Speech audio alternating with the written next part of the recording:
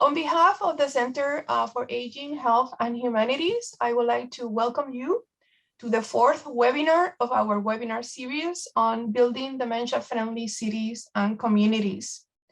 There will be a Q&A session at the end of the presentation. Questions for the Q&A discussion can be placed into the chat box anytime from the beginning until the end of the presentation. Today, I am delighted to introduce Dr. Jeffrey Kay. Dr. Kay is a professor of neurology and biomedical engineering and the director of the Layton Aging and Alzheimer's Disease Center at the Oregon Health Science University. Dr. Kay is also the director of the Oregon Center for Aging and Technology. Over the past 2 decades, Dr. Kay research has focused on understanding healthy aging using a variety of approaches ranging from the fields of genetics, neuroimaging, physiology, and continuous activity monitoring. Dr. Kay has received the Charles Dolan Hatfield Research Award for his work. He served on many national and international panels and review boards in the fields of geriatrics and neurology. And he's an author of over 400 scientific publications and holds several major grant awards from federal agencies, national foundations, and industrial sponsors.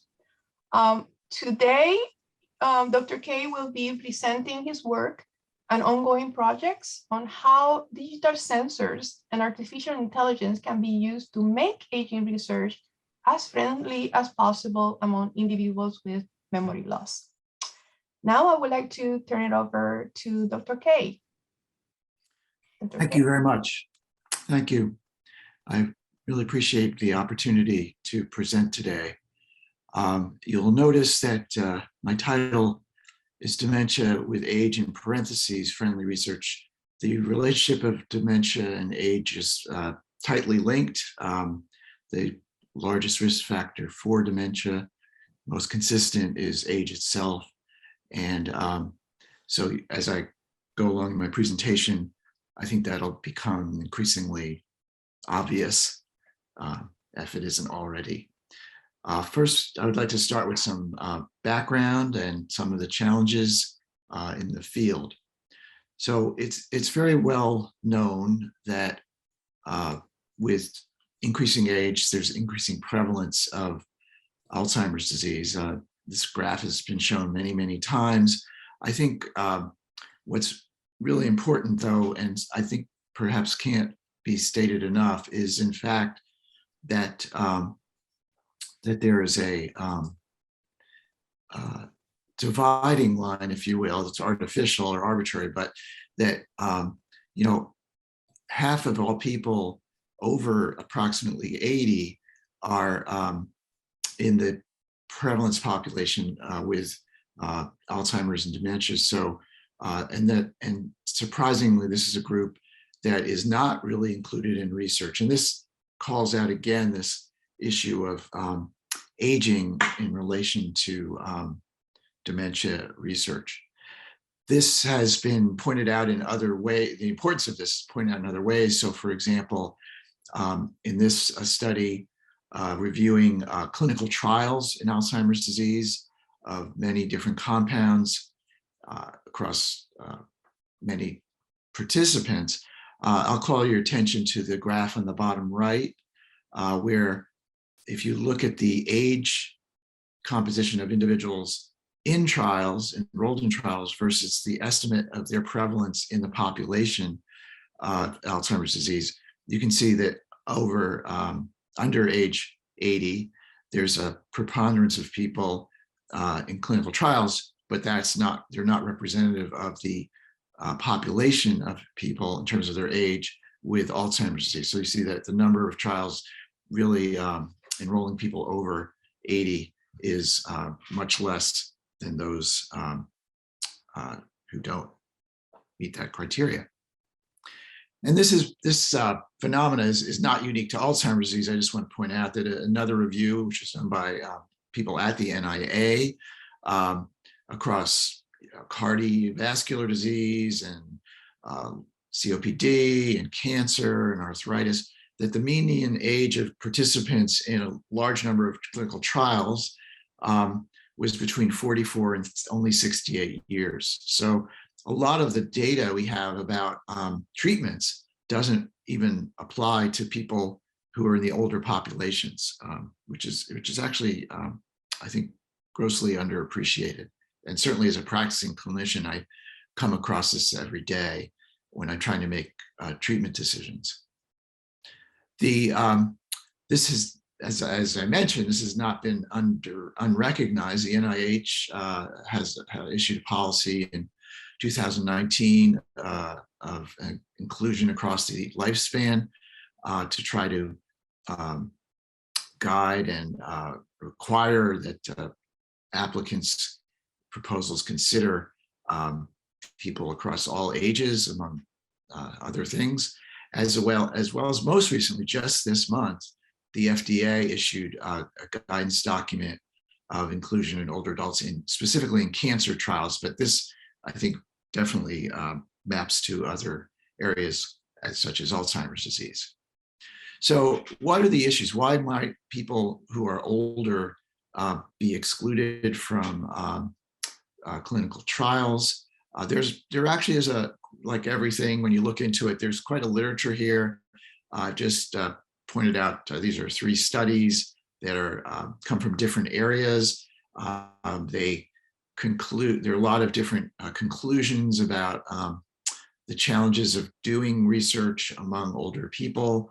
And I just summarize them in this table. This is not intended to be exhaustive, but one way to look at it is this, that those are more participant and caregiver related, and then those that are might be called more system, sponsor, or provider related. And I won't go into each of these areas in detail, but just to say that in a couple of cases, obviously, issues such as transportation, getting to appointments to participate in research, the time, the burden of that, just even time burden. There are clearly concerns about trust and privacy, confidentiality, regarding who's conducting the studies, where's the information going, who can see my records. And then certainly expenses, costs are a big issue. And ageism itself is a interesting problem that persists, in that some older people will basically not sort of see themselves as being even eligible for studies. And families may sometimes say, my mother's too old for this, without really thinking through what that means. On the other side of the sort of system sponsor provider side, particularly the sponsors are often concerned about multiple medical conditions and multiple drugs, that concomitant meds that people may be taking that could confound outcome measures or make the outcomes noisier to see a signal of whether the treatment is working or not. And this leads to higher risk research in a way for these studies to be conducted. There also is a workforce issue. There aren't enough people who are really trained specifically in how to conduct clinical trials in older populations. And then the final thing, which I'm going to really emphasize and really talk a lot about for the rest of my presentation, is a lack of relevant outcome measures that are age relevant and meaningful. And these really are terms of function, because ultimately with the aging population and certainly individuals with dementia, the bottom line is the individual improved or at least maintaining their function.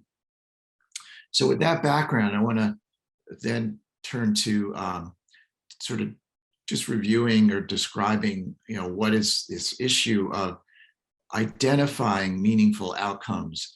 And it really comes down to looking for meaningful change. If we didn't change, if you just said, I have a memory impairment, but it didn't change the way that you were able to conduct your life, then you wouldn't have a problem. So the ability to detect change and whether it's meaningful is really the ultimate key in research as well as in clinical care. So the current ways of assessing memory and functional change, the scales are really kind of lacking in this. So on the bottom 3 panels is data from the Alzheimer's Disease Neuroimaging Initiative, or ADNI study. These are spaghetti plots of individual participants going from left to right, normal cognition, people with mild cognitive impairment, and people with early Alzheimer's disease. And what you can see is a tremendous variability in this memory composite score over time, both within an individual as well as across individuals. And very simply stated, you can see how difficult it might be to see a signal through the noise. There's a general trend, but it's a very noisy kind of data to make sense of over time. Over on the right side is a series of plots of, again, spaghetti plots of individuals. This is from a large study in South Korea of people with subjective cognitive impairment and mild cognitive impairment and early Alzheimer's disease. And again, the same phenomena of this composite measure of function and cognition is clearly also has this characteristic of being somewhat difficult to see a signal in the noise. And to sort of even emphasize this a little bit more, the recent aducanumab controversy as to its efficacy, the efficacy signal that was statistically significant in subset was 0.39 on the sum of boxes. So how do you translate that to being meaningful or not is a very difficult proposition. And this issue of detecting meaningful change is not just in early dementia, but also in later stages. This is still a major area of concern and need, unmet need, in having therapies or treatments that would help people with behavioral and psychiatric symptoms. So these are, again, spaghetti plots of the neuropsychiatric inventory, the NPI scale, across different behavioral domains: apathy, irritability, depression, agitation, and so forth. And again, you can see that although the trends are there, the variability across individuals is very high over time. And this has been a long problem going back to Alzheimer's original case report in 1901, well known. So this difficulty in seeing a signal in the noise using the conventional tests that we have, scales that we have, which are highly variable in a slowly advancing disease, really leads to a problem of requiring large sample sizes to see a signal through that noise. This busy slide basically is a distillation of data from 2 studies, one related to the development of amyloid in the brain based on PET amyloid studies, as well as Brookmeyer's projections, modeling of transitions from having no amyloid to amyloid, and then emerging symptoms of MCI and dementia.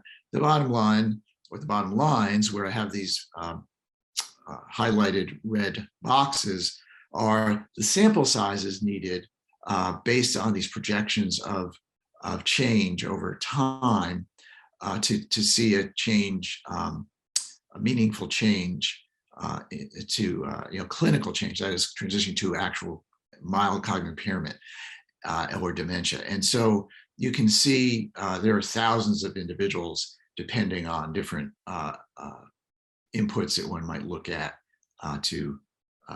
in your trial, if you have an older population or a younger population, but nevertheless, you still need a lot of individuals to see a signal. And so this really is a critical need that, and so the FDA has recognized this and has a very important guidance document that they published now a few years ago that just calls out that there's a need for better outcome measures that will really provide an assessment of meaningful cognitive function, and that their novel approaches are probably needed to really reach that goal. So that's what I want to talk about next is how can we come to that new place. And what I'm going to suggest is we need to change the way we're doing things, change the assessment paradigm. We need to go from the current system of having brief, often clinic-based assessments that occur episodically with long periods between the next assessment. Much of the information is subjective, self-report, which is hard to verify. It's hard for people to just recall things, even if you don't have memory impairment. And these are inherent things, both for the participants as well as for the actually the research teams in some ways. So the way that I think this legacy model can be changed, that is that we identify somebody, for example, who might be at risk. This is a photo from one of my patients. It was actually taken by a daughter, and she thought there might be a problem. And the typical scenario is the person is referred to a clinic, or they're maybe referred to a clinical trial. We've changed that a little bit to the positive, to having potentials of remote visits, virtual visits, but still these are episodic, and they still are in many ways data poor. What I would suggest is we have the opportunity, using an array of digital technologies, sometimes called pervasive computing technologies, to assess simultaneously in real time in the home environment, the naturalistic environment, areas of function and activity that are very real and meaningful to everybody. And we can, if we can achieve this kind of assessment, we get much more objective data. It's continuous. It's can be done in the background, so it's ambient and minimally obtrusive. It represents what's happening in the real world, so it's ecologically valid. It can allow us to look at different functions in parallel instead of in series. And also, the data is high dimensional, that's very frequent and dense, so one can look at individual change as opposed to just group differences. I'm going to highlight one aspect to the value of this model of continuous digital data streaming from individual homes or lives. And that is that the importance that the data that comes in continuously can really reduce sample sizes needed. This table on the left is data that was analyzed and projected to show the sample sizes. In the far left bar is the composite cognitive score, typically often used in clinical trials, where if you use that cognitive score in a secondary dementia prevention trial, for example, as an outcome measure, you would need approximately 1,000 or more patients in that study.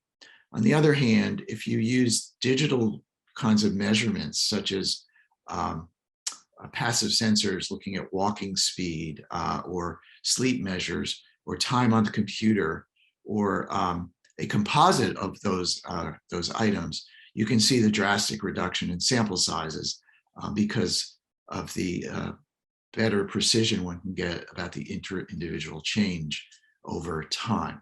And this is really important because not only can it reduce the sample size just needed to get a potential signal, but also you then reduce the potential to expose people to harm. You get a better precise estimate of the trajectory of change within individuals.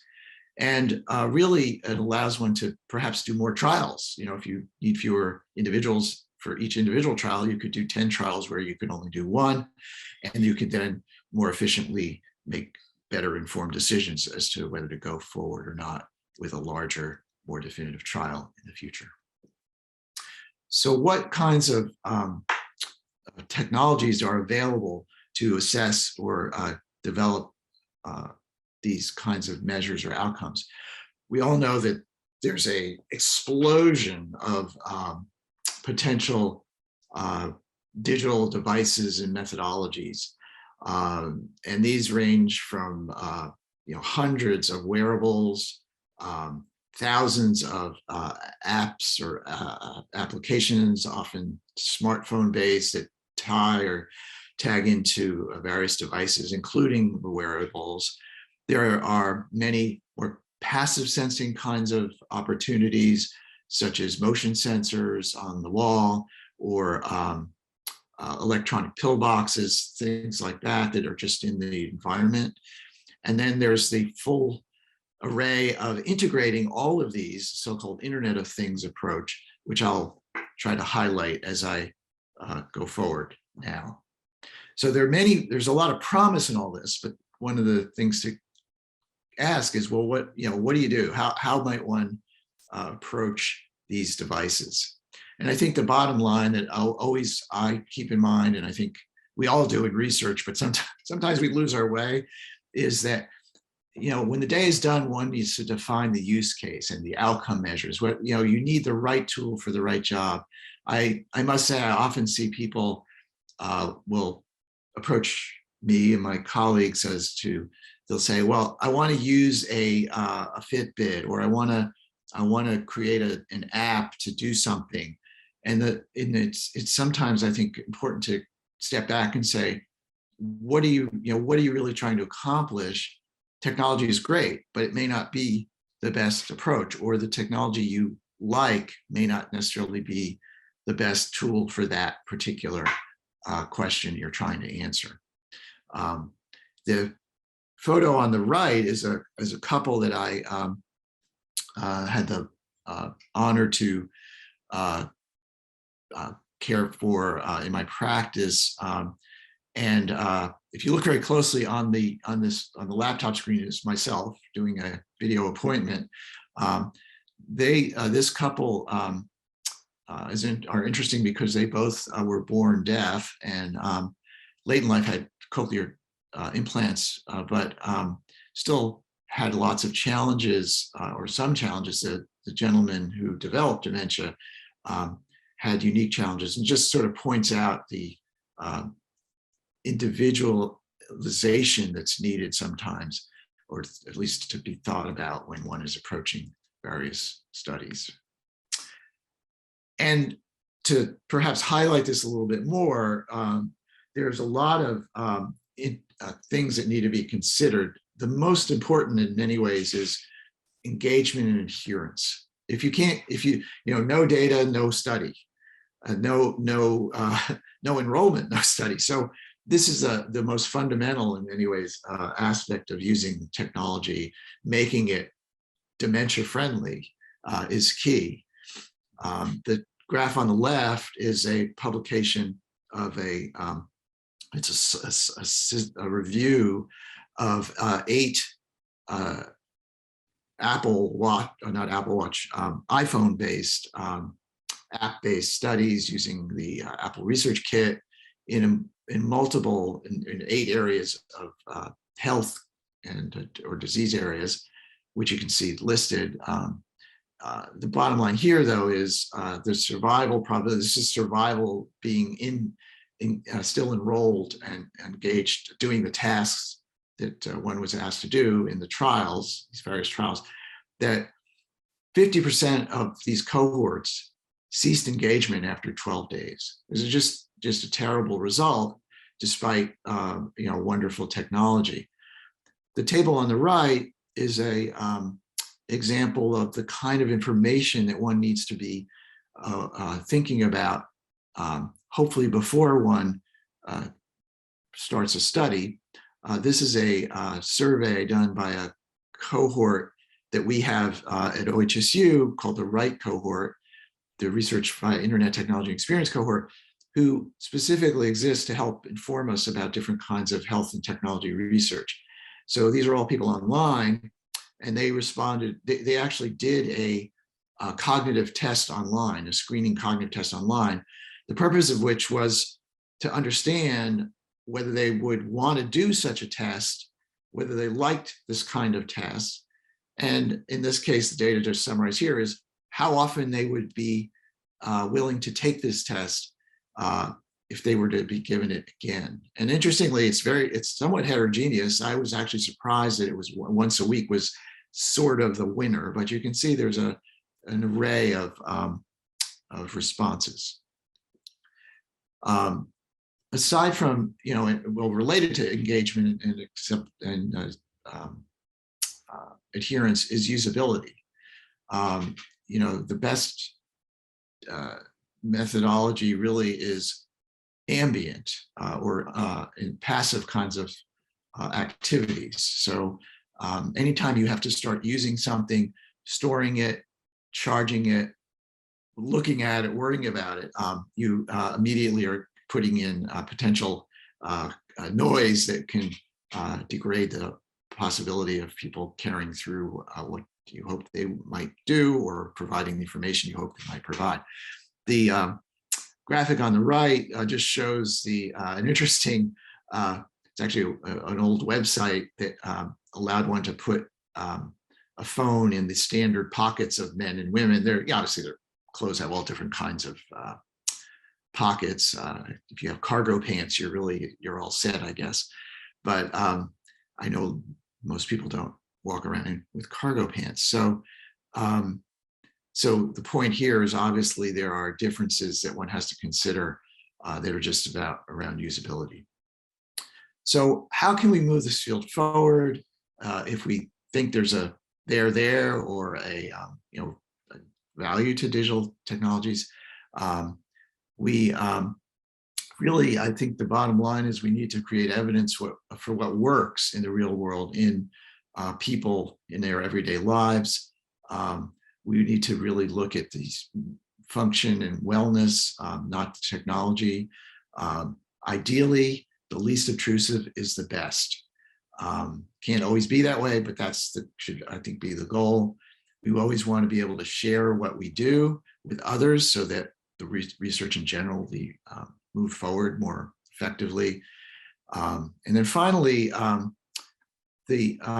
wherever possible, one should not be tied into a particular type of technology, company, proprietary system, software.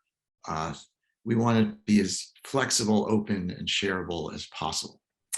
So I'm going to next talk about a system that we developed over time to try to achieve those goals. And that system, we sometimes refer to it as a platform, is the CART and Orchitect platform. And CART is an acronym that stands for Collaborative Aging Research Using Technology. This was actually an initiative that was funded by the NIH and the VA several years ago now to create a system that researchers across the US could use, particularly in gerontology, to spur the wider use of these kinds of digital methods in aging research, to make it more easy and have the opportunity for others to pursue this kind of work. And the principles, as noted, were that it needed to be technology agnostic, use case flexible, open, shareable, and scalable. And very importantly, optimized for as unobtrusive long-term assessment, focusing on function. So what you see around this house initially is there's no technology. It's the concept of these areas or major domains of function and wellness that are cut across all areas of geriatric healthcare and are particularly important, obviously, in dementia research. So the platform that's been developed is, first of all, it wasn't the intention to throw out the things that we still have and they're important. So there's research data and also regular clinical data from the electronic medical record and other external kinds of data. There's weather data available externally and financial data and so forth. So those can all be and need to be accessible and integrated into the system. But the important piece here is to measure and have ways of assessing these areas of function and wellness. And so to do that, a number of tools, digital tools have been put in place, and just shown around here, around the home here, are a number of those tools. These are not the only tools, but these just represent some of the major ways of looking at these domains of function. And I will unpack a number of these. I won't have time to go through all of them, but in a subsequent slide or two, and then show their applications.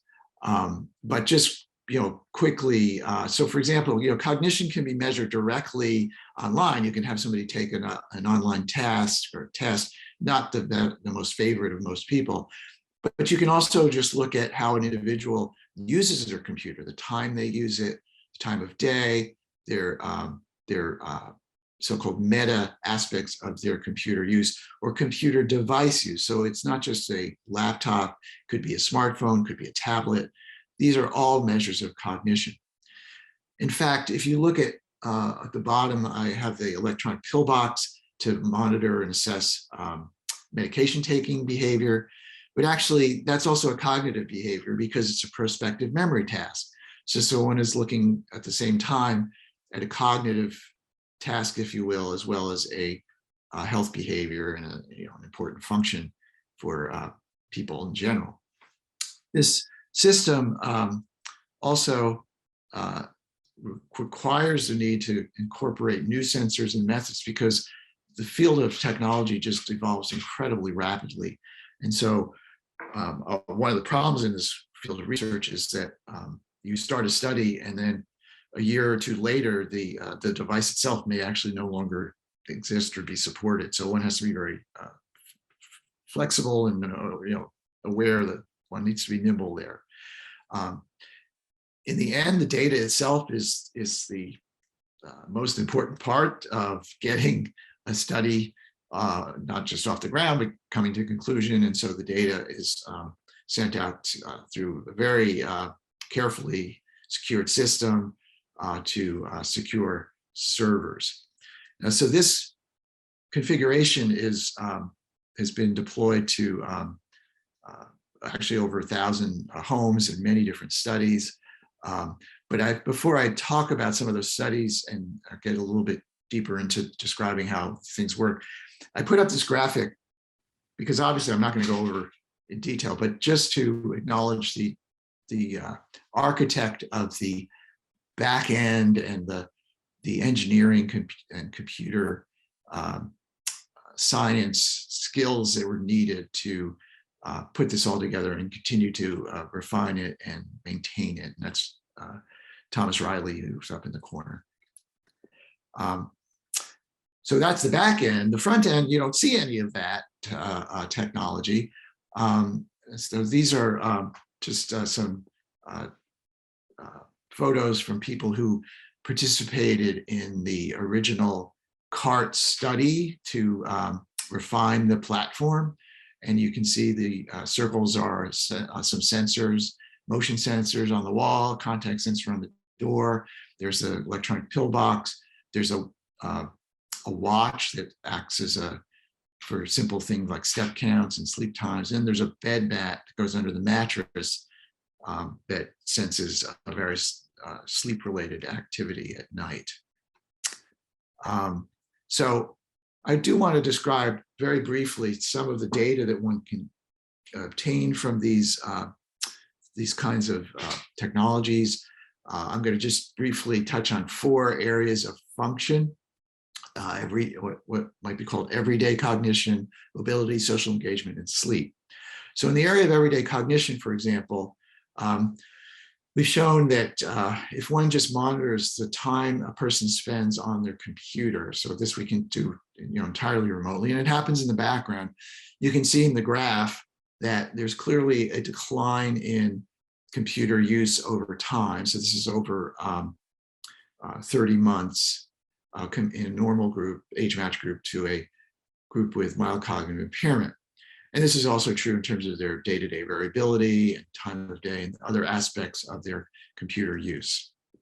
Similarly, over time, one can look at mobility. In this case, I'm showing initial studies that were done by my colleague Hiroko Dodge, where the walking speed changes predictably in people with mild cognitive impairment. In this case, it's walking speed variability, but also actually other areas of mobility, such as room transitions, for example, change in individuals and have different patterns in individuals with MCI. Social engagement is very important, as we all know. A simple measure that can be obtained again in the background is just time that an individual spends together, apart, or out of their home. The colorful circle shows the time in a 24-hour clock over, in this case, a month of data where a couple was together at home or apart. And finally, sleep can also be looked at actually in a number of ways, with a wearable, with a bed mat, with passive sensors, particularly in people who are alone. And the graph just shows some old data from our group that differentiates a sleep metric in people who are having either amnestic or non-amnestic mild cognitive impairment compared to age-matched controls.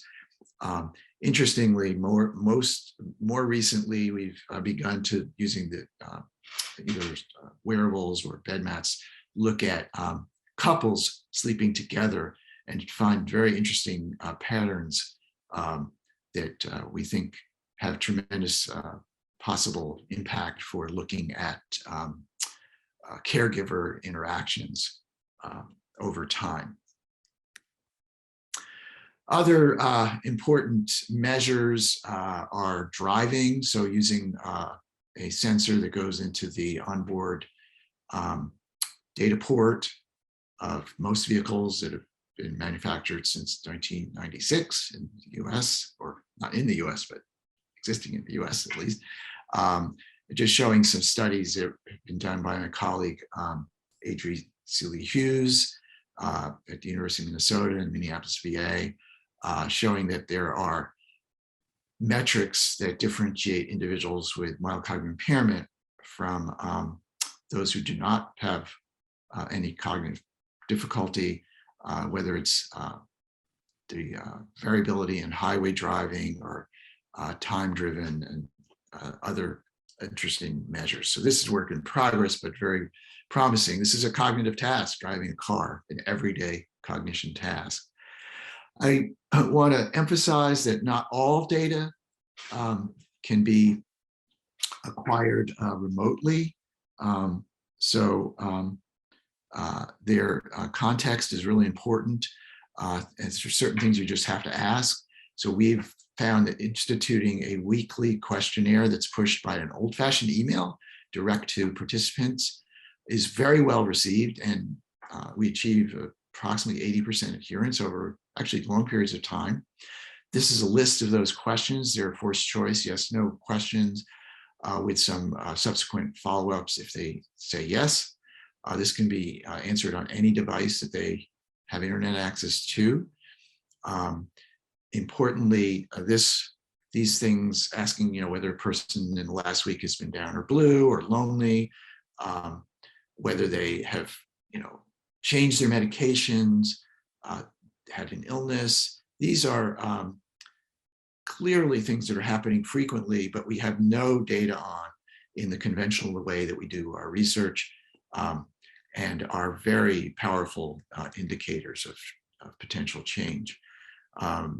I'm showing here some data from the early days of the pandemic in a cohort of older people in Portland living in low-income housing, Section 202 housing. You can see the jump in self-reported loneliness on this weekly questionnaire at the beginning of the pandemic.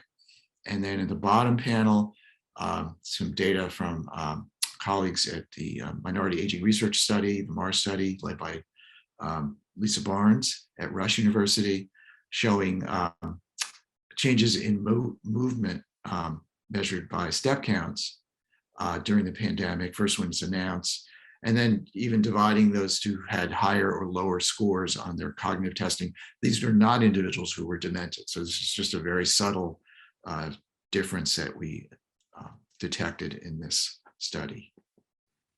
The other related part to this is looking at what I'm calling metadata. That is really how the information is, aspects of the information outside of the specific data capture outcome. So how the person moves their mouse or swipes on the screen, how when we do audio capture, looking at analyzing the word counts, for example, or looking at time of day when somebody responds to a questionnaire. These all have independent value, and they're wonderful because they're passive. The person doesn't have to think about what they're doing.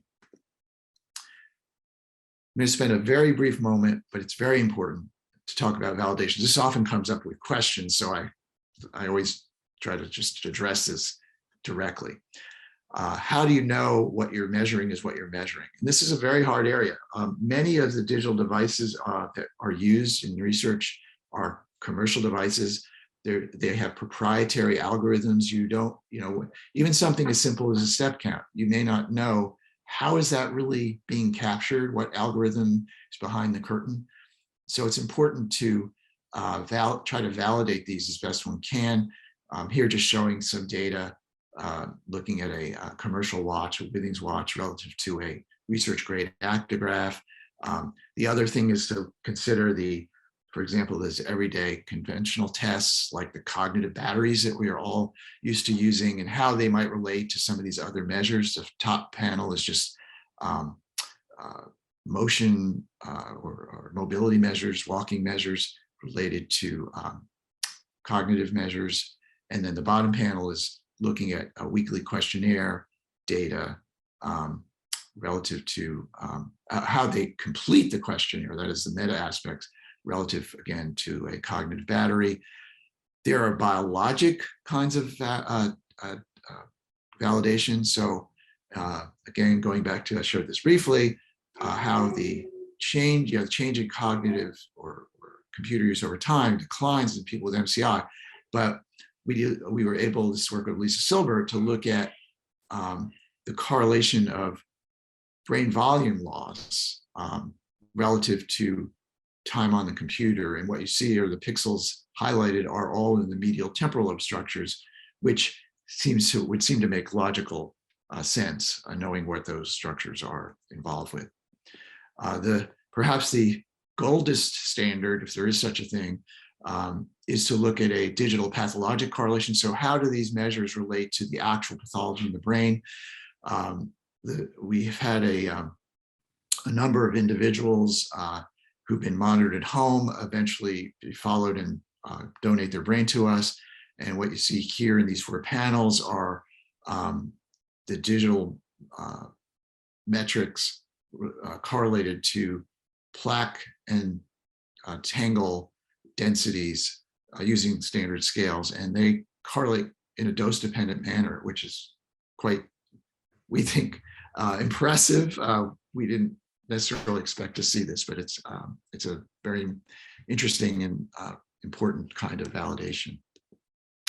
So I want to end my presentation by talking a little bit about some examples. I see I'm behind in time, so I'm going to actually go a little more quickly to give just a few examples. This is a study called iConnect. It's looking at internet-based conversational engagement to improve social engagement and hopefully improve mild cognitive impairment in the process. Studies of Hiroko Dodge and the basic paradigm is people receive a video chat with a trained conversationalist 4 times a week for 6 months. And conversations are recorded and analyzed offline. Conventional measures are also assessed, and the electronic pillbox is used as a measure of functional outcomes. And the preliminary data is very positive. We've been able to show that there are differences in word counts between the conversationalist and the person with MCI. Different kinds of words are pronounced. And there seems to be a signal in terms of cognitive change in the people who've had these daily chats compared to a control group. Another example, sort of similar, but using in a different way, is the Stella studies of Alison Lindauer. This is a caregiver intervention with 8 weekly online video meetings, chats that is automated and guiding caregivers who have patients or persons with dementia at home to deal with difficult behaviors in general. And in addition to the online intervention, there is the study called Telestella, where we're trying to objectively look at whether the intervention is improving the caregiver's function and well-being. So things like improving their sleep, are there changes in the time they spend out of the home or with care partner activity. A terrific, amazing study by my colleague Raina Croft is called SHARP, Sharing History Through Active Reminiscence and Photoimagery. This is a culturally relevant brain health program where individuals walk through their gentrifying neighborhoods, in this case, Portland. They are guided by an app that shows them where to go. They get to a place on the map that automatically brings up a memory marker of an event that happened in the past at that location. The triad that is walking discusses what's happened. That's recorded and later used in a online available history, community history. And then the measures of the efficacy in terms of health is also being looked at using these other digital measures. And again, there's some preliminary positive results. Don't have time to go into that. And then the last example I'm going to give, because I see that I do want to leave some time to questions, is the other end of the spectrum is using this same platform but tuning it for people in late stages. So what I'm showing here is a study called Moderate that Michael Young in our group has been conducting, trying to, first of all, assess passively agitated behaviors, which are difficult to, you can't, in a home setting, it wouldn't be fair to a caregiver to ask them to follow somebody around and record things. It's very hard to do. And then in an institutional setting, it's also difficult for staff to really, in real time, get this information. So the system has been installed in this case, in the rooms of people in memory care units to look at their movement around the room, above their bed, by a couch or futon. There are also environment sensors to look at light, temperature, humidity, noise that may stimulate or precipitate agitation. Again, some of the preliminary data, this is just a trace of actigraphy data of an individual who actually was overdosed with quetiapine, an antipsychotic, had no activity. It's actually an error by the staff who admitted it. It was terrible. They were totally apologetic. It's just a human mistake. But then individual developed agitation, that's what those red dotted lines are, and then was given subsequent doses of medication. And without going into the details, what the point of this is to look at being able to see if you can inform better therapy by looking more closely at activity as it's happening, and actually as it's about to happen, predicting it. A similar thing looking at this is to look at bed activity. On the left is agitated nights, on the right is non-agitated nights, designated by whether staff gave PRN medication or not. And without statistics, you can see that there was much less time in bed, if nothing else, on those agitated nights. And then finally, there were clear indicators in this preliminary study of environmental cues or precipitants in the sound, light, and humidity measures of the sensors that were in the room.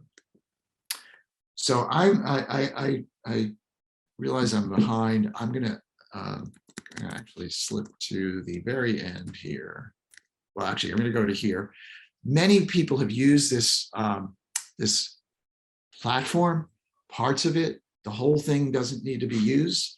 I wanna hope that there'll be people interested in participating or using this kind of approach. I would like to have George Washington on the map, so to speak, and welcome your collaboration and input. And with that, I'll end. I apologize for going longer than I thought, but that's what I did. So happy to take questions. Thank you, Dr. K. This was a great presentation. We have a few questions that people have been posting in the chat box, and I'm going to go ahead and read the first one from Meg Walligan. She, and probably you have had this question before many times. Her concerns are with privacy. So what are the ways to deal with privacy when using smart houses, doing research using smart houses and related sensors, particularly for persons with cognitive impairment? Yeah, so I've never been asked this question before, so I have no idea how to answer it. No, this is an incredibly important question. It comes up all the time. As you can imagine, every IRB that we've dealt with will ask this question. And the first thing I should say is, in the presentation I said, the right tool for the right job. One has to be very specific about, well, what is the technology? What is the data that's being collected digitally? There's different levels. If you're collecting information that's personal health information, though that's clearly got many of the same kinds of concerns that are raised when we do virtual visits to home as in a clinical setting are very much the same. So one of the most important parts of all this is informed consent. People need to know what the data can do, where it can go, who owns it, what the risks of it being intercepted or stolen might be. I think that's actually the most important piece. It's very similar to everything else people are doing digitally. And unfortunately, in some ways, I think sometimes not really always stepping back and thinking like, should I really be accepting, pressing the OK button for this. So the first sort of level is really this consent, who gets the data, who can see the data, and how secure is it? I would say that one of the interesting things about much of the digital data is it's actually pretty hard for people to abuse. It's actually when the data is aggregated into a meaningful outcome. So if you just get raw actigraphy data, it's not, in terms of somebody stealing it or using it from a single home. We have enough trouble taking that data and analyzing it, turning it into actionable algorithms and so forth. So I don't want to sound glib, but if there's a thief or somebody who wants to steal that kind of data, have at it. It's really electronic medical records, self-report questionnaires that have personal data in it. Those are the things that I think one really needs to worry about more and be concerned about. The passive sensing at home, I think, is a little less of a risk. There's always a risk, and we in every consent we have, we do not say the risk is zero. Mm-hmm. Mm-hmm. Thank you. I have a somewhat related question. What are the or what have been the major challenges in using digital technologies to study functional cognitive decline among older adults? For example, how have you handled digital confidence or various levels of affinity for technology and adherence to digital resources used to collect this intensive longitudinal data in your studies? So I think there's two levels to that. One is the perception of technology being difficult, or it's all that technology stuff. I don't know if I feel comfortable with it. And that gets back to people understanding what they're being asked to do. So again, it's very much based on what the protocol and the outcomes that are being captured are designed to do. So for example, in that iConnect study, people are actually, everybody's given it's a computer, but it's been reconfigured to be basically a conversation station at home. It's pre-configured so that there's a big old-fashioned telephone icon in the middle, a circle. You press the button, it comes up, it rings like a telephone. The machine rings like a telephone, old-fashioned telephone, and you press that button, and then the conversation begins. And everything is done in the background in terms of the video. People know that there's a video being recorded. They know that their conversation's recorded, but they don't have to do anything other than be able to press that button. On the other hand, if we're asking people to, complete a weekly questionnaire, well, they do have to be able to, in fact, what we do initially to screen people to be in these studies is they have to be able to send and receive an email. Mm-hmm. So there is a level of confidence or mastery that is required for certain things.